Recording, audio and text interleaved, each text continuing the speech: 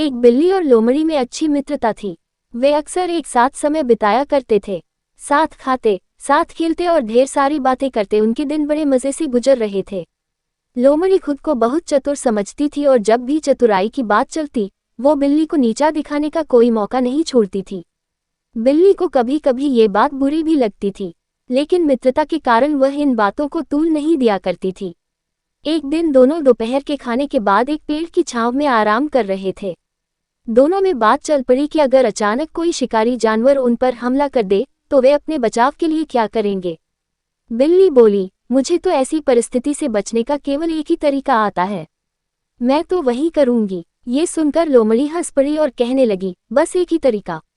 अरे बिल्ली रानी, एक तरीके से तुम शिकारी जानवरों से कैसे बचोगी? मुझे देखो, मुझे तो उनसे बचने के हजारों तरीके आते हैं। तुम कहो तो तुम्हें भी एक दो तरीके बता दूं। बिल्ली बोली, नहीं, ज्यादा तरीके जानकार मैं क्या करूंगी। जो मुझे आता है वो अब तक कारगर सिद्ध हुआ है, मैं उससे ही अपना बचाव कर लूंगी। हाँ, वैसे भी तुम्हें वे सब तरीके सीखने में कठिनाई होगी, अक्ल जो कम है। कहकर लोमड़ी हंसने लगी। बिल्ली को बात बुरी लगी। वह बोली, जो भी हो, उसी तरीके से मैं अब तक बचते आ रही हूँ। भगवान ने चाहा तो आगे भी बचूंगी। तभी उन्होंने देखा कि एक शिकारी कुत्ता उनकी ओर दौड़ता हुआ आ रहा है।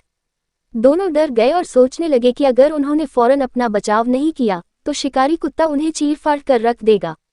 बिल्ली को तो ऐसी परिस्थिति में बचाव का एक ही तरीका आता था और उसने वही तरीका अपनाया।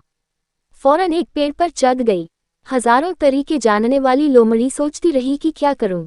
शिकारी कुत्ता निकट पहुंच रहा था और लोमड़ी तय नहीं कर पा रही थी कि कौन सा तरीका आजमाए।